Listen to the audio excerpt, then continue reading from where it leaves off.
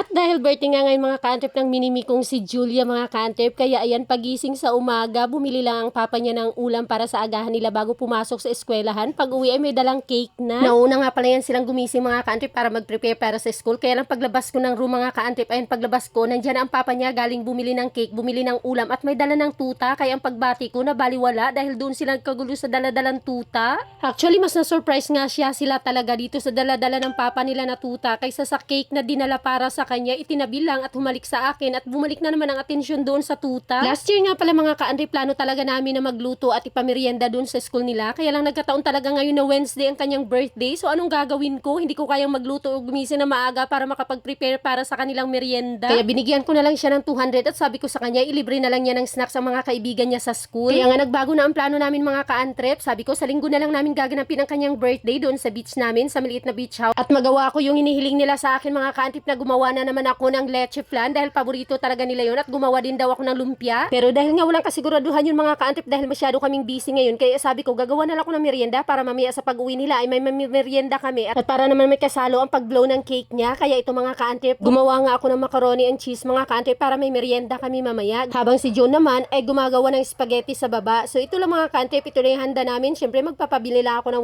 1.5 at magpapabili lang ako ng 2 siguro na lechon manok at may bahaw pa naman kaming kanin. Yun na lang siguro ang hapunan namin. Medyo marami nga mga ka-antrep itong napalambot ni John na macaroni, kaya 2 gatas na iba pang nilagay ko at inubos ko na rin ang isang bar na cheese mga ka-antrep. Kaya lang walang quick melt cheese, kaya Eden cheese na lang itong binilagay ko. Hinalo ko lang ng hinalo yun mga ka-antrep hanggang sa mag-well combine lahat at maging cheesy at maging creamy na. Pagkatikim ko mga ka-antrep ay okay na rin, kaya ayan tinanggal ko na sa apoy. Ayan buti na lang talaga mga ka-antrep at naisipan ng papa niya na bumili ng cake kaninang umaga, kaya meron siyang ibublow ngayon. Munti ko na rin makalimutan but actually wala talaga sa plano ko kasi nga sa Sunday pa yung nakaplano ko at meron kami dito spaghetti, macaroni and cheese at bumili na ako ng 1.5 at saka mamaya lechong manok para pang ulam namin sa baho na kanin. Medyo marami kasing tirang kanin kaya kainin na lang din namin mamaya dito at syempre mag-shotting yan mamaya sila kaya dapat nakakain na lang talaga kahit na konti lang. Happy birthday to you!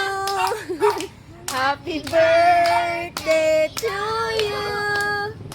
Happy birthday! Happy birthday!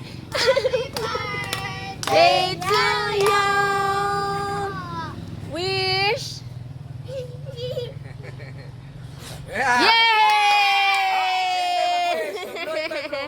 Okay, sige na. Alright. So, ayan, happy 9th birthday sa'yo, anak, may mini-me. Mahal na mahal ka namin at mahal na mahal ka ni mama. Proud na proud si mama sa'yo dahil sa kabutihan mo at lalong-lalo na ngayon ang galing-galing mo nang magsaing at marami ka nang alam na trabaho dito sa bahay. Patuloy mong tuparin. Sana tuparin mo ang mga pangarap mo, lahat ng mga pangarap mo. Salamat sa palaging pagmamahal at pagiging thoughtful kay mama at love na love kita palagi. Sana ay hindi ka magbabago at magsasawa sa love mo kay mami. Thank you so much. Happy birthday sa'yo. Sana ay palagi kang malusog at sundin mo yung mga sinasabi ni mami na para sa'yo. Have a nice day at tomorrow 9 years old ka na. Love ka namin. Bye-bye!